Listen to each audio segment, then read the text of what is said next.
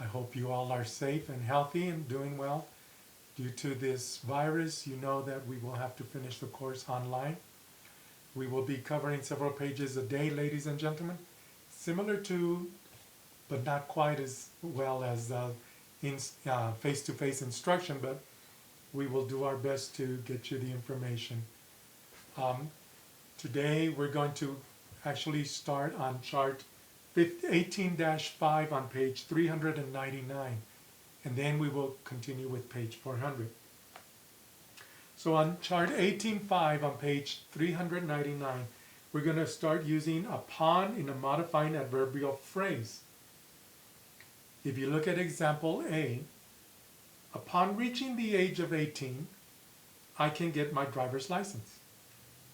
B, when I reach the age of 18, I can get my driver's license.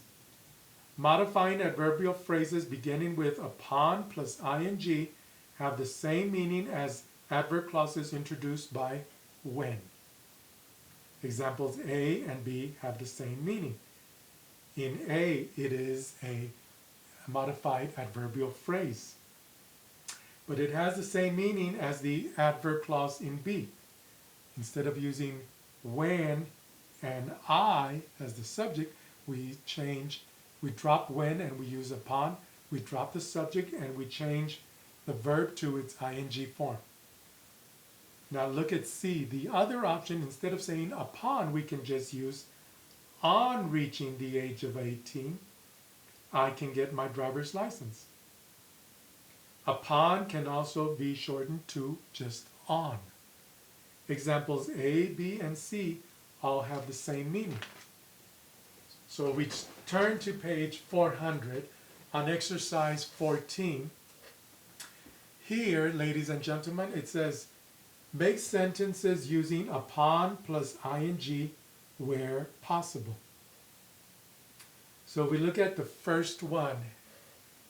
Now remember that when we're going to make a change from an adverb clause to an adverb phrase, the subjects in both the adverb clause and the main clause have to be the same.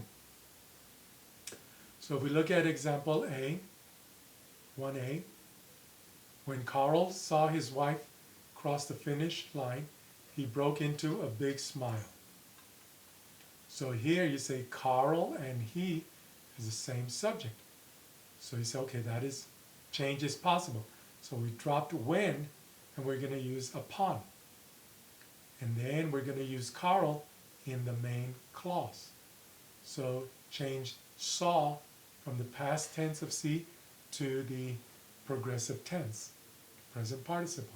So you start with, upon seeing his wife cross the marathon finish line, Carl broke into a big smile. Here you saw that your change is possible because the subjects are the same. And we drop when, we use upon, and then we take saw, the past tense of see, change it to the present participle. Now look at B. When Tina crossed the marathon finish line, she collapsed in exhaustion. Ask yourself, do we have the same subject? Yes, Tina and she are the same subject. So change is possible. We're going to take Tina, we're going to use it. We're going to use Tina as a subject in the main clause. We're going to drop when, and we're going to use upon. Then change crossed, past tense of cross, to the present participle. So you're going to say, upon upon crossing the marathon finish line, Tina collapsed in exhaustion. Okay? Number 2, A. When I looked in my wallet, I saw I didn't have enough money to pay my restaurant bill.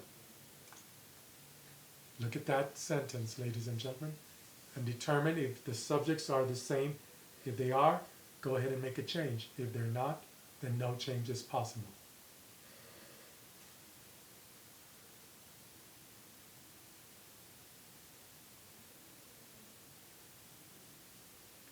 here, the subjects in the adverb clause and in the main clause are the same. I and I. So there is a change possible. So we're going to drop when. We're going to use upon instead of when. Then we're going to drop the subject I, and we're going to change the past tense of looked, to the present participle. So now your sentence is going to be, upon looking in my wallet, I saw I didn't have enough money to pay my restaurant bill.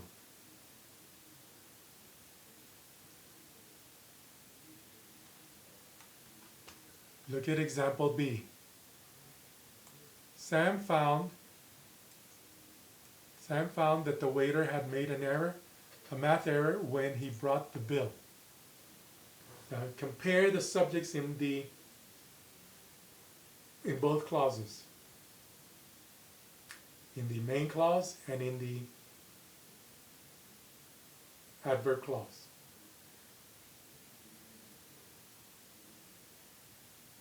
What is the subject in the main clause?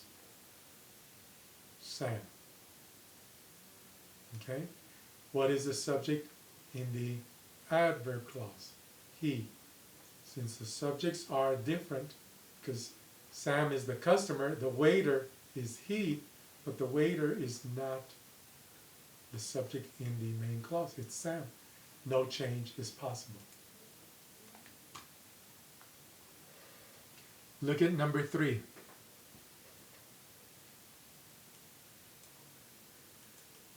When you finish the examination, bring your paper to the front of the room. Ask yourself, is there a change possible because the subjects are the same, or no change because the subjects are different?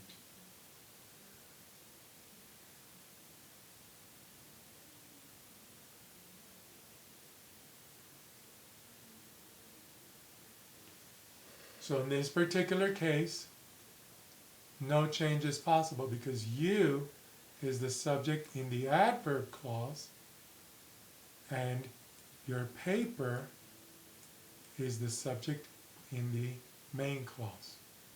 So no change is possible for 3A.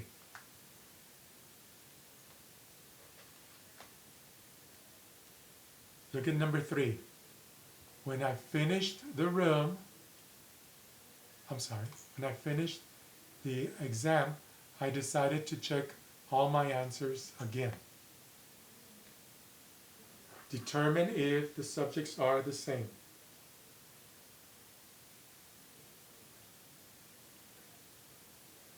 What is the subject in the adverb clause? What is the subject in the main clause? I, for both. So in this case, change is possible. So we're going to drop when, and we're going to drop the subject I. We're going to change the past tense of finished to the present participle. So now your answer is going to be, upon finishing the exam, I decided to check all my answers again.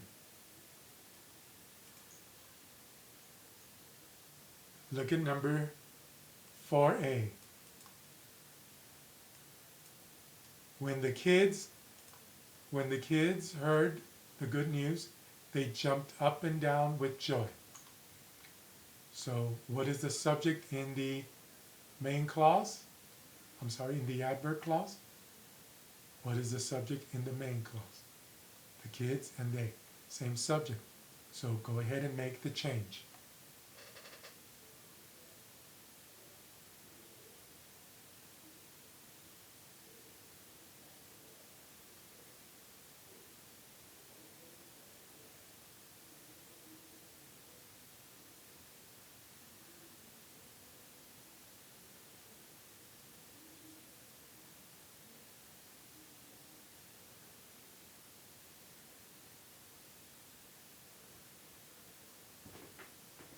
Okay, so here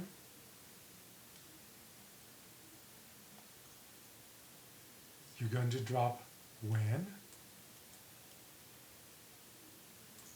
and you're going to use the kids in the main clause.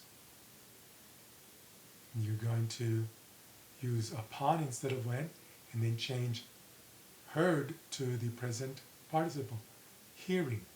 So you're going to say, upon hearing the good news, the kids jumped up and down with joy. Again, upon hearing the good news, the kids jumped up and down with joy. And finally, B. The kids couldn't contain their excitement when their mom announced the news. Look at that sentence, ladies and gentlemen. Look at the subject in the main clause. Look at the subject in the adjective clause and determine, in the adverb clause, and determine if the subjects are the same.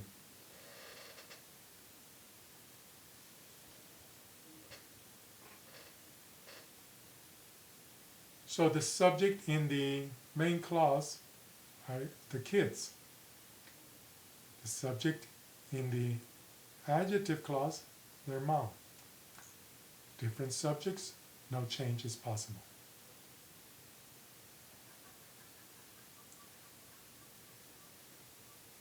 If we look at exercise 15, change the adverb clause in each sentence to a modifying adverbial phrase if possible.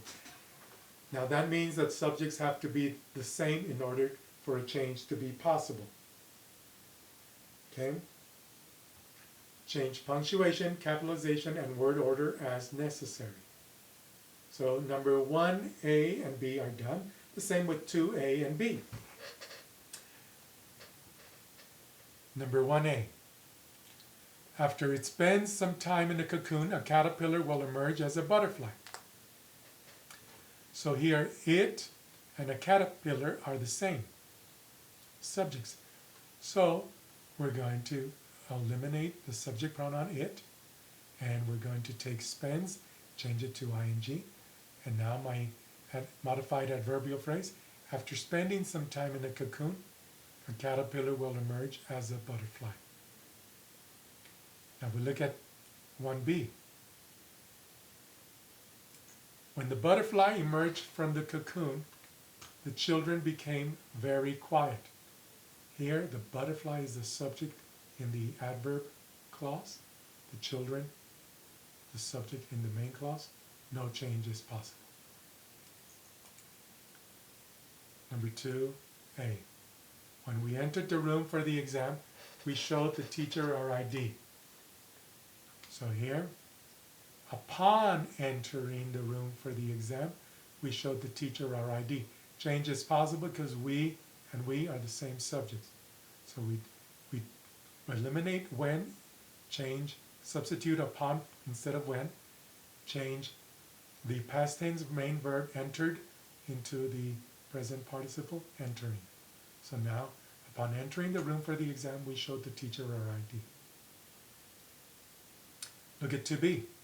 Because I was unprepared for the test, I didn't do well. Again, ask yourself, same subject, I, and I, yes. So here, remember we cannot use because in an adverbial phrase. So we're going to eliminate because. We're going to eliminate the subject pronoun I. What we're going to do is we're going to take the verb be, was, change it to the present participle. Being unprepared for the test. There's your change. I didn't do well. You can also do just unprepared for the test, I didn't do well. Both are correct. You can use being unprepared for the test, I didn't do well, changing the verb be to the present participle, or dropping it completely and just start with unprepared for the test, I didn't do well. Both are the same. They both have the same meaning.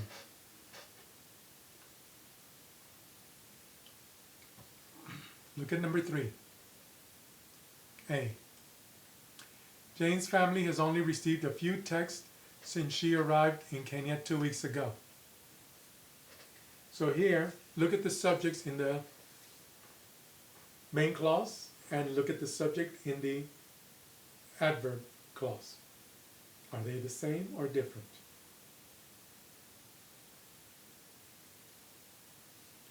So here's the subject for the main clause.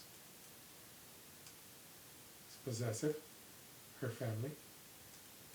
And here's the subject in the adverb clause, she. Two different subjects, no change is possible. Look at B. Before Jane left on her trip, she worked 2 jobs to earn enough money for a 3-week stay. So here, we're going to look at the subject in the adverb clause, Jane. Look at the subject in the main clause, she. Same subject? Yes. Change possible? Yes. Go ahead and make the change, and then we'll discuss our answer.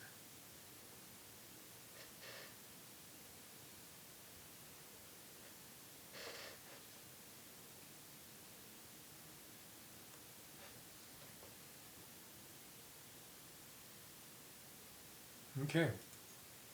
So we're going to start with before. We're going to take Jane and we're going to move it to the main clause instead of she. We're going to take left, the past tense of leave, and change it to the present participle. So you're going to start with before leaving on her trip, comma, Jane worked 2 jobs to earn enough money for a 3-week stay. Number 4. My parents reluctantly agreed to let me attend the concert after they talked it over. Look at the subject in the main clause. Look at the subject in the adverb clause and determine same subject or different subject.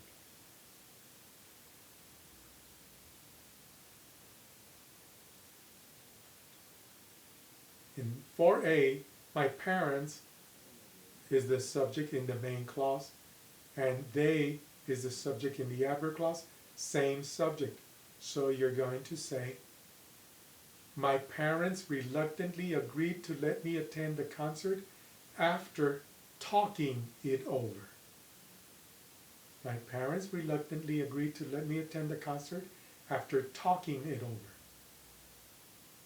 You can also say, after talking it over, my parents reluctantly agreed to let me attend the concert. Same thing.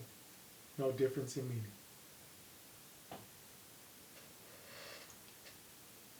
Look at 4b. Because I hadn't checked if I had my ticket with me, I arrived at the concert empty-handed.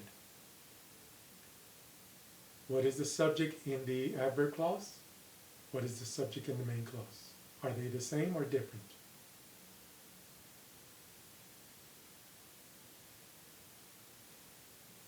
In 4b, the subject is I for both, so it's the same subject. So here, we're going to be able to make the modified adverbial phrase. Remember that we cannot use because in the modified adverbial phrase, so we're going to drop it. We're also going to drop the subject pronoun I. Then we're going to take hadn't and we're going to make it negative, but we're going to change had to the present participle. So your sentence is going to be, not having checked if I had my ticket with me, I arrived at the concert empty-handed. Again, not having checked if I had my ticket with me, I arrived at the concert empty-handed.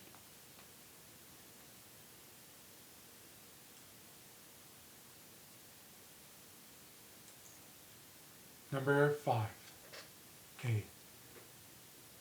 Because the forest area is so dry this summer, it is prohibited to light campfires. What's the subject in the adverb clause? What is the subject in the main clause? Are they the same or are they different? In A, the forest area is the subject. In the main clause, it is it. Two different, because it refers to rules or regulations or laws. So the forest area is not a rule or a regulation. So here, two different subjects, no change is possible. Look at B. Because the forest campsites are very popular, they are often all taken by mid-morning. So in here, in this particular case, what is the subject in the adverb clause? What is the subject in the main clause?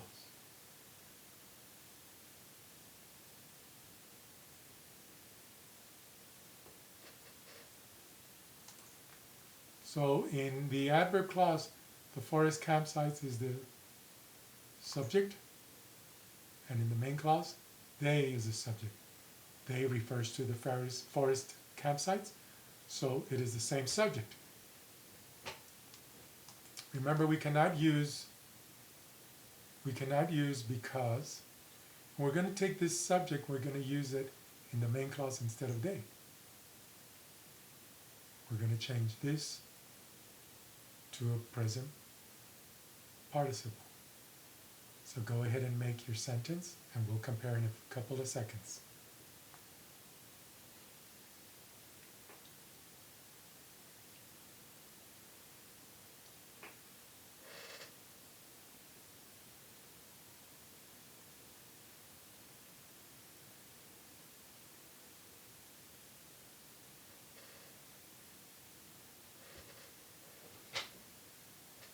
Okay, so here, ladies and gentlemen, since we cannot use because in the adverbial phrase, and the forest campsites are going to be used in the main clause, we're going to start with the verb be, present participle.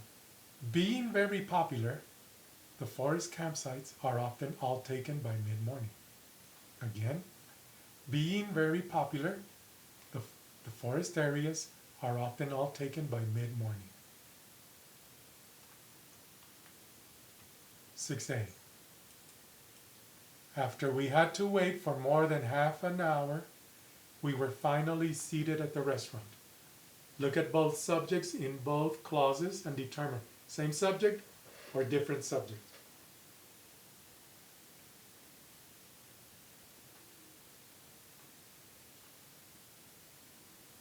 For 6a, the subjects are the same, we and we, so a change is possible. Now, we're going to change it to a modified adverbial phrase. So, we're not going to use the subject. We're going to take this and change it to the present participle. Go ahead and do that, and then we'll compare answers in a few minutes.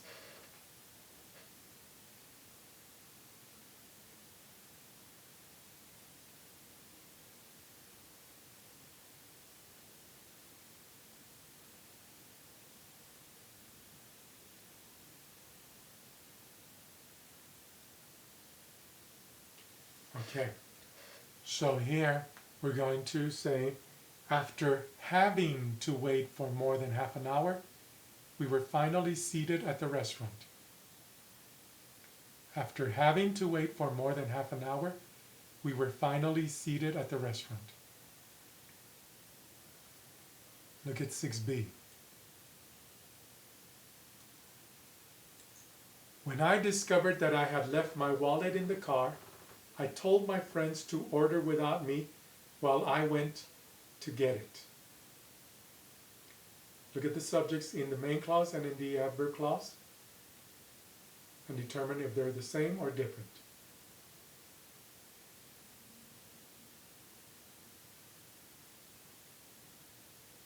They are the same.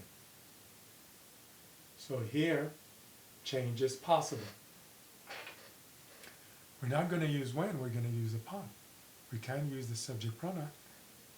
We're going to take this past tense verb discovered, change it to the present participle. Go ahead and do that, and we'll compare in a few seconds.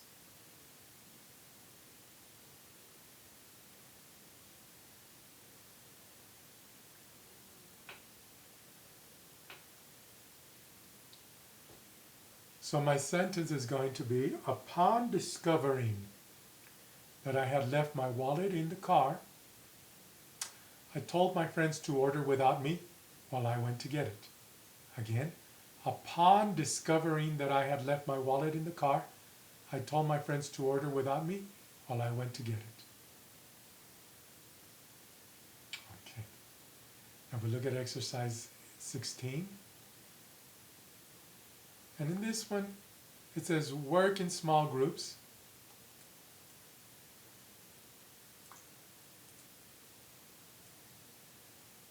Imagine your friend is traveling to a foreign country and has never been abroad before. Give advice by making several suggestions for each item. Now, going abroad means you're traveling to another country. Usually people use, I went abroad, last summer, meaning I went to Europe, I went to South America, I went to Canada. Okay? So usually you have to take care of things before you go to a different country, a foreign country. You have to make sure all your documentation is correct, all your paperwork, your itinerary, your reservations, for not only for your plane, but also for your hotel. And also you have to also be able to be a little fluent in the native language of the country that you are visiting, just to be able to communicate comfortably. So some of these recommendations for number 1. Advice before going abroad. Before leaving on your trip, you'll need to get a visa. Or before leaving on your trip, you should find out if you need immunizations. Those are medications, injections. Before leaving on your trip, give a friend or family member your itinerary. Your itinerary is your schedule or your plans. Before leaving on your trip, don't forget to have someone pick up your mail. One more that I should add, before leaving on your trip, don't forget to take your grammar book with you. So we look at number 2 on page 401.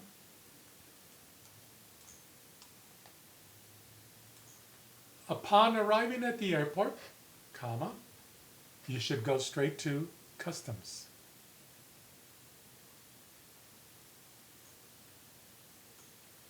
Number 3, after getting to your destination, don't forget to pick up your luggage. Or, upon getting to your destination, check into your hotel. Number 4, when talking to the local people, ask about interesting places to visit. Or, when talking to the local people, ask them if they have any restaurants they can recommend. While visiting tourist sites, make sure you respect the customs of the country you are in. That's very important. Before leaving for home, you should make sure you have packed all your documents with you. Or before leaving for home, make sure you leave a tip for the workers in your hotel. And number 7, in general, when traveling to a foreign country, make sure that you have all your plans, documents, and medications up to date.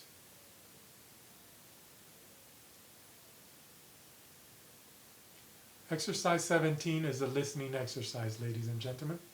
It says, listen to each conversation. Choose the sentence that has the same meaning. You will hear a conversation between 2 people, person A and person B. In A, the example, William, don't forget to pick up some groceries after work. Person B, oh yeah, thanks. That's the first thing I'll do when I leave the office. You will choose A. After leaving work, William will stop at the grocery store. And we look at number 1. I'm going to read you these. And I'll read them each two times before we check our answers.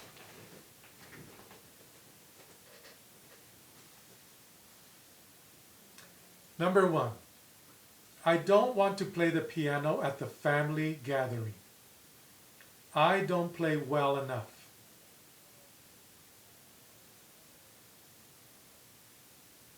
People will laugh at me. So, again, person A, I don't want to play the piano at the family gathering. I don't play well enough. People will laugh at me. Person B says, Rose, I know you're nervous, but you play beautifully. Everyone will love hearing you.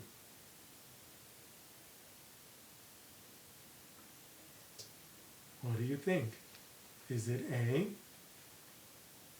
fearing people will laugh at her if she plays the piano?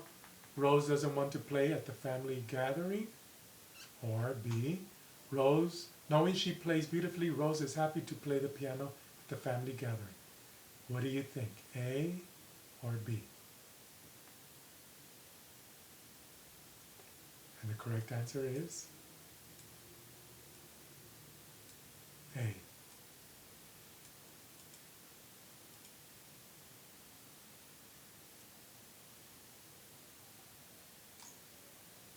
Number 2. Person A, Jan, are you going to tell Thomas that he needs to do more work on this project? He has not done his share. He is being really lazy. Person B, well, he will probably get upset, but I'm going to talk with him about it this afternoon. Again, A, Jan, are you going to tell Thomas that he needs to do more work on the project? He has not done his share. He is being really lazy. Person B, well, he'll probably get upset, but I'm going to talk with him about it this afternoon. What do you think? Not wanting to upset him, Jan isn't going to talk to Thomas this afternoon? Or B, hoping to change Thomas's work behavior, Jan is going to talk to him this afternoon. A or B?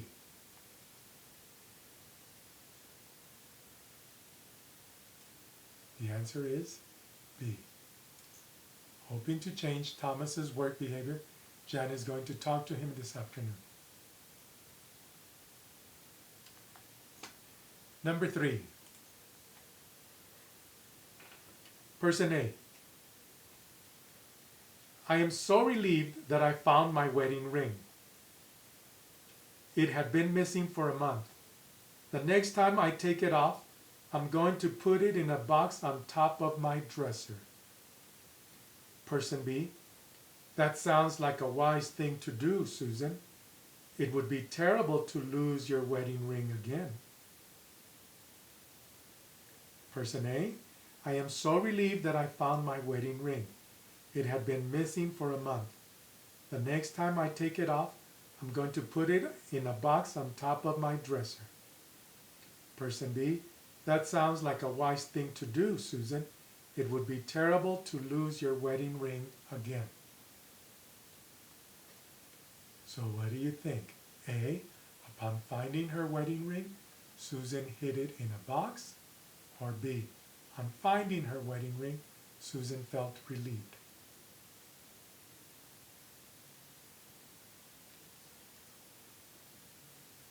The correct answer is B. On finding her wedding ring, Susan felt relieved. That reminds me of a similar situation, a personal story. Back in 1994, I lost my original wedding ring outside while I was outside playing with my dogs. And I remember looking for it frantically. I even used an electric drop light. And after being on my knees and searching, my daughter tapped on the window and said, Dad, what are you doing? And I said, I can't find my wedding ring. And she started laughing, and then she ran a finger across her throat saying, "You're dead, Dad." So every day I would go outside and I would look for that ring, and I could never find it. Well, about a month later, my wife asked me, "Where is your wedding ring?" And I said, "I lost it." Her response was, "I don't believe you. You just don't want to wear it." And then I called my daughter in and I said, "Karen, come here. Karen, where is my wedding ring?" And she started laughing and said, "Oh, Mom, you should have seen Dad. He was on his knees looking for his ring and he lost it about a month ago." So needless to say, my wife got me another ring. And I lost that one when I was teaching at the Tec de Monterrey in Juarez. She got me another one when we went on a trip to Dallas. And then later on, it was a silver ring. Then for one Valentine's Day, several years later, she got me a gold wedding band. And then about 10 years ago, I was outside playing with a different dog, and it had rained that evening, and I was making some trenches with the shovel, and I saw something shiny. I bent down and bent it and picked it up, and it was my original wedding ring. So now I have a collection of rings, but I have only been married one time. Okay, back to number 4. Person A. This is the first year I am eligible to vote in the presidential election. I'm going to research all the candidates extensively. Person B. They have a very different position, Sam. It is good to get as much information as you can. Again, person A. This is the first year I am eligible to vote in the presidential election. I'm going to research all the candidates extensively. Person B. They have very different positions, Sam. It's good to get as much information as you can. So if we look at this, what do you think? Never having voted in an election, Sam is taking it very seriously? Or B, having done a lot of research before choosing a candidate, Sam voted in the presidential election. Which one is the correct one?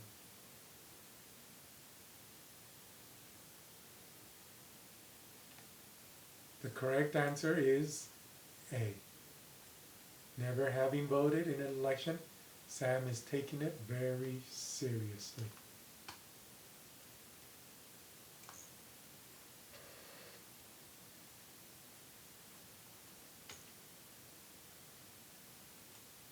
Okay, we look at exercise 18, ladies and gentlemen. Modifying adverbial phrases.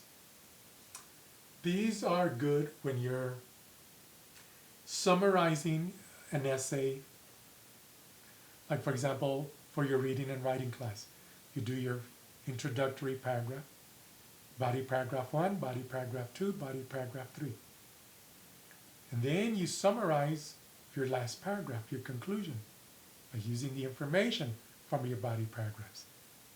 This will be useful when you work on your writing final exam, which will be next week. So modifying adverbial phrases are useful when summarizing information. First, read the passage about the invention of the telephone. It has no modifying adverbial phrases. Then read the summary on the next page and underline the modifying adverbial phrases. How do these phrases allow the ideas to be expressed more briefly, yet still clearly? So the first, telephone. Alexander Graham Bell, a teacher of the deaf in Boston, invented the first telephone. One day in 1875, while he was running a test on his latest attempt to create a machine that could carry voices, he accidentally spilled acid on his coat. Naturally, he called for his assistant Thomas A. Watson, who was in another room. Bell said, "Mr. Watson, come here. I want you." When he heard words coming from the machine, Watson immediately realized that their experiments had at last been successful. He rushed excitedly into the room to tell Bell that he had heard his words over the machine. After he successfully tested the machine again and again, Bell confidently announced his invention to the world. For the most part, scientists appreciated his accomplishment, but the general public did not understand the revolutionary nature of Bell's invention. Most people believed the telephone was a toy with little practical application, and they paid little attention to Bell's announcement.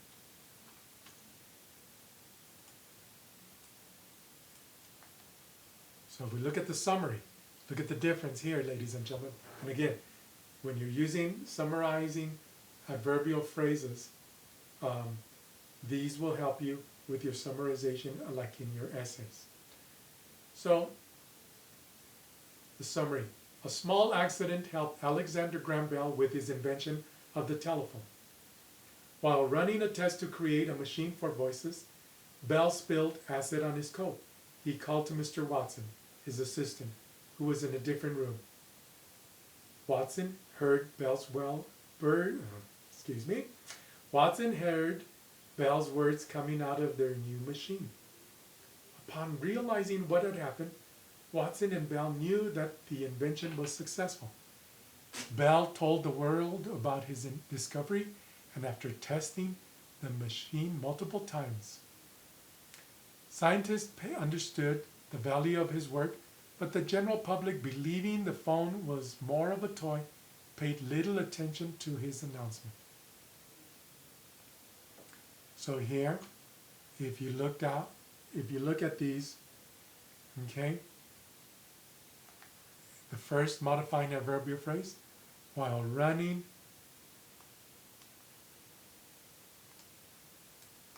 a test to create a machine for voices. This is your adverbial phrase right here, first one. And then the second one is upon realizing what had happened. That's your second modified adverbial phrase.